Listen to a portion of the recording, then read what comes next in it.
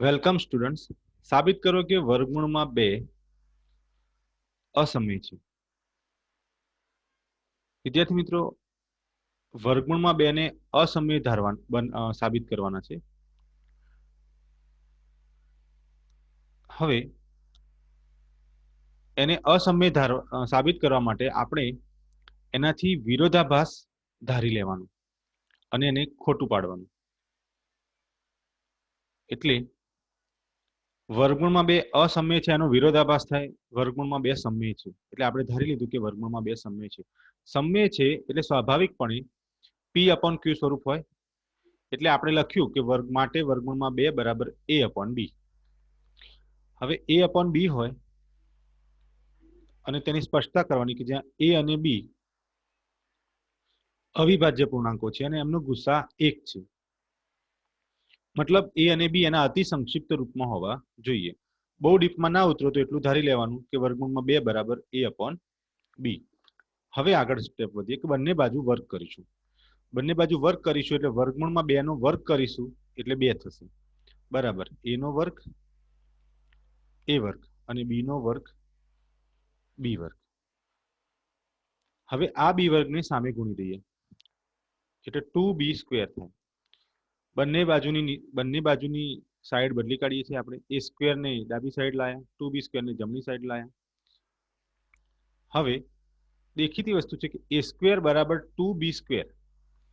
A square બરાબર 2B square એટલે એનો મતલબ કે A સ્ક્વેર ના 2 ઘટકો થયા, 2 અવયવો થયા, 2 ગુણ્યા B નો સ્ક્વેર. એટલે એનો મતલબ કે 2 એ શું છે? A સ્ક્વેર નો અવયવ છે. આપણે સાબિત કર્યું A સ્ક્વેર બરાબર 2B સ્ક્વેર. એનો મતલબ કે આ 2 છે એ આ A સ્ક્વેર નો અવયવ છે. વિદ્યાર્થી મિત્રો, આ સમજવા માટે આપણે એક પ્રશ્ન લઈએ કે 10 બરાબર 2 ગુણ્યા 5 હોય. 10 બરાબર 2 ગુણ્યા 5 હોય તો 2 એ 10 નો અવયવ કહેવાય અને 5 પણ 10 નો અવયવ કહેવાય. એ જ રીતે A વર્ગના 2 અવયવો થયા, 2 અને B સ્ક્વેર. એટલે આપણે 2 તો થઈ જ ગયો ને એનો અવયવ, માટે 2 એ A વર્ગનો અવયવ છે. એટલે દેખીતી વસ્તુ છે કે 2 અવિભાજ્ય સંખ્યા હોવાથી પ્રમેય 1.3 મુજબ 2 એ A નો પણ અવયવ છે. વિદ્યાર્થી મિત્રો, 2 એ A વર્ગનો અવયવ હોય તો 2 એ A નો પણ અવયવ હોય. બહુ ડીપમાં વિચારવું હોય તો તમે કોઈ સંખ્યાનો વર્ગ કરી એનો અવયવ લેજો અને એ સંખ્યાનું વર્ગમૂળ કરીને ફરીથી એનો અવયવ લેજો તો બંને આવશે, બંને એ જ અવયવ આવશે. બરાબર. હાલ પૂરતો આ દાખલાની અંદર એટલું સમજી લો કે 2 એ A વર્ગનો અવયવ હોય તો 2 એ A નો પણ અવયવ હોય. એટલે કોઈ પૂર્ણ વર્ગ સંખ્યાનો અવયવ હોય 2 તો એ સંખ્યાનો એના વર્ગમૂળનો અવયવ પણ 2 હોય જ સ્વાભાવિકપણે. બરાબર. તો 2 એ A નો પણ અવયવ છે. હવે 2 એ A નો અવયવ થયો તો આપણે A ના અવયવમાં 2 તો લખીશું પણ એ સિવાય કોઈ નવી સંખ્યા ધારીશું C. તો A બરાબર 2C, જ્યાં C કોઈ પૂર્ણાંક છે. બંને બાજુ ફરીથી વર્ગ કરીશું. A વર્ગ બરાબર 2 નો વર્ગ 4, C નો વર્ગ C વર્ગ.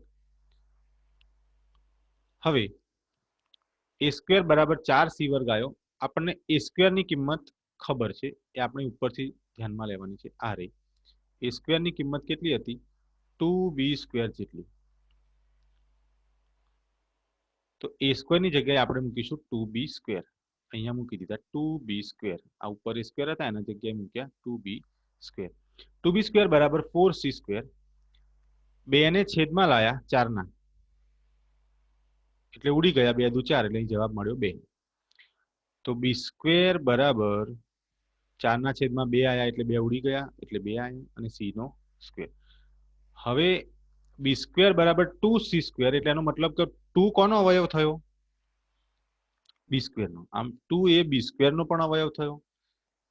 પરંતુ 2 એ અવિભાજ્ય હોવાથી પ્રમેય 1.3 મુજબ આપણે 2 ને B નો પણ અવયવ કહી શકીએ. આપણે આગળ જોયું હતું કે 2 એ B સ્ક્વેર નો અવયવ છે, તો આપણે એમ પણ કહી શકીએ કે 2 એ B નો પણ અવયવ છે. હવે પરિણામ નંબર 1 માં આપણે શું જોયું હતું કે 2 એ A નો અવયવ છે. પરિણામ નંબર 2 માં સાબિત કર્યું 2 એ બી નો પણ અવયવ છે. એટલે આ તો નક્કી થઈ ગયું કે 2 એ એ નો પણ અવયવ છે અને બી નો પણ અવયવ છે, બરાબર ને? એટલે એ અને બી નો સામાન્ય અવયવ કયો થઈ ગયો? 2. અને જે સામાન્ય અવયવ હોય એ એમનો શું કહેવાય? ગુસા કહેવાય. એટલે કે એમનું ગુસા 2 થયું.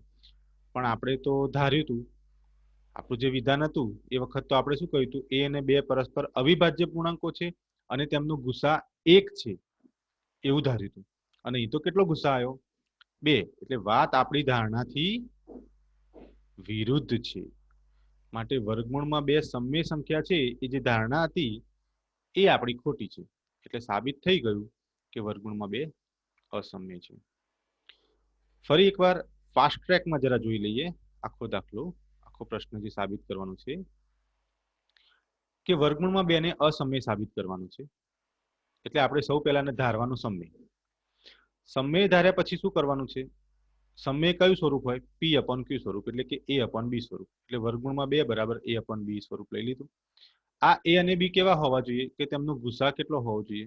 1. અને ગુસા 1 હોવા માટે જરૂરી શરત કઈ છે? કે બંને પરસ્પર અવિભાજ્ય પૂર્ણાંકો હોય. એટલે આપણે બધું સ્પષ્ટ કરીને લખી દીધું.